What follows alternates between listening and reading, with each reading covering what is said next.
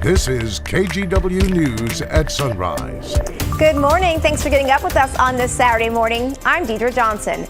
This morning on Sunrise, a Boeing jet grounded in southern Oregon. What crews discovered on the ground, even though there were no problems in the air. Plus, time to pick a design, how you can weigh in on the new Burnside Bridge. But first, let's check in with Daisy Caballero for a quick look at the forecast. Hey, good morning, Deidre. And hey, happy Saturday, everyone. And what a way to kick off our weekend, may I say, right? This is a look out through one of our Timberline sky cams.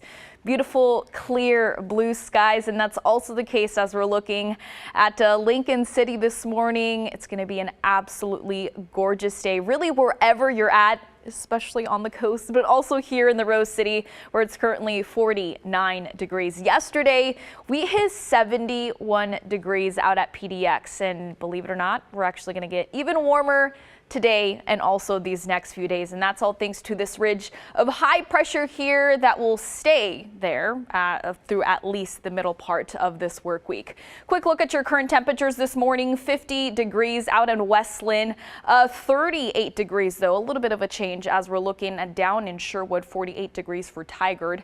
And we're still also seeing those upper 30s for the Salem area, 41 degrees for Kaiser. But like I said, warmer days are ahead. We're expecting to hit 74 degrees for today for a daytime high, and just a degree warmer as we're looking at Sunday for St. Patrick's Day. And hey, if you're going to that Shamrock Run, we'll talk about what your weather is going to be kind of looking like hour by hour here in these next few minutes. Back to you. All right, thanks so much, Daisy.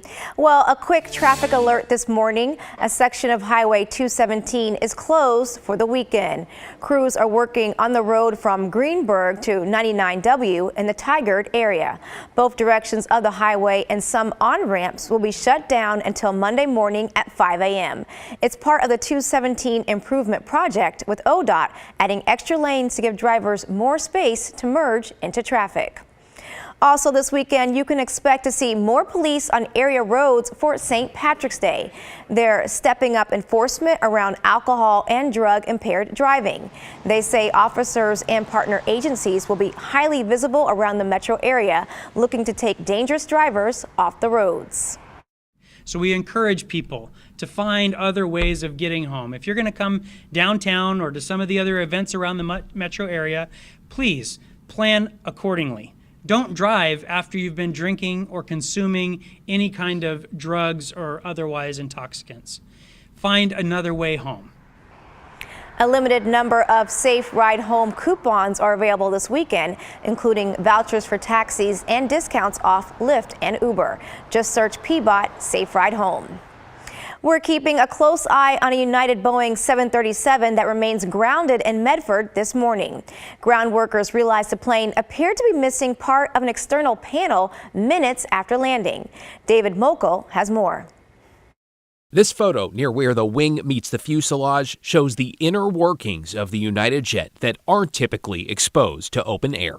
With a section of an external panel near the Boeing 737's main landing gear jaggedly broken off, its unique honeycomb structure easily visible. United Flight 433, carrying 139 passengers and 6 crew, safely landing at Rogue Valley International Medford Airport just before noon on Friday. The airline saying the missing piece was spotted after the aircraft was parked at the gate, prompting a search on the tarmac. We didn't find any debris or any panels or anything. So it was reopened and everybody landed and operations continue normally. The plane, an older 737-800 first delivered to Continental in 1998, was immediately grounded. Its next flight to Denver canceled. Boeing deferring comment to the airline. In a statement, United saying, "We'll conduct a thorough examination of the plane and perform all the needed repairs before it returns to service. We'll also conduct an investigation to better understand how this damage occurred."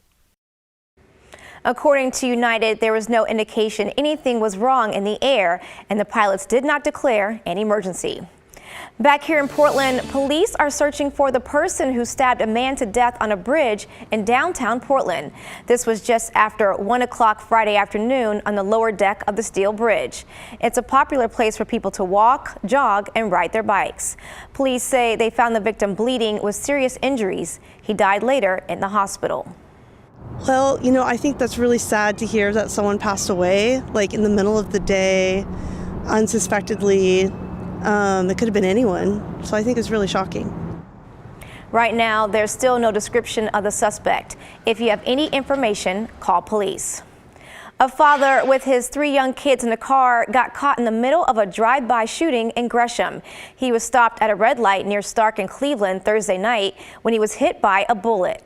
Police say 2 people in another car were the intended target. The father went to the hospital but is going to be okay. His kids weren't hurt. The other car was also hit by gunfire, but the people inside that car also weren't hurt. Police arrested Kelvin P. for the shooting. He's now in jail facing attempted murder charges. Several health clinics in Oregon that serve communities in rural areas are set to close. Adventist Health Tillamook says they're closing clinics in Welches, Sheridan, and Lincoln City because of staffing shortages. That's causing stress for patients who tell us they're searching for new providers as far as 45 minutes away. There are concerns the closures could impact care for thousands. We are currently the only clinic or urgent care in the entire Mount Hood corridor. We've been checking, and even in Sandy, it's hard to find a doctor that's taking, new patients. In a statement, Adventist Health says it realizes there will be challenges and adds in the Welch's case, it's committed to continuing patient care at its Sandy facility. Multnomah County is now asking for public input on the design for a new Burnside Bridge. The public meeting Thursday night was part of the county's effort to construct a bridge that will withstand a major earthquake. It's one of several meetings before they select a bridge type this fall. Many say a replacement bridge is long overdue. These bridges, they have a lifespan, so they hit kind of that 100-year mark, and it's really time to replace them. And so we want to honor that kind of service that they've done for us for the last 100 years, but acknowledge that the community needs something they can rely on in the future. The current bridge opened in 1926. The current price tag for the new bridge, around $900 million.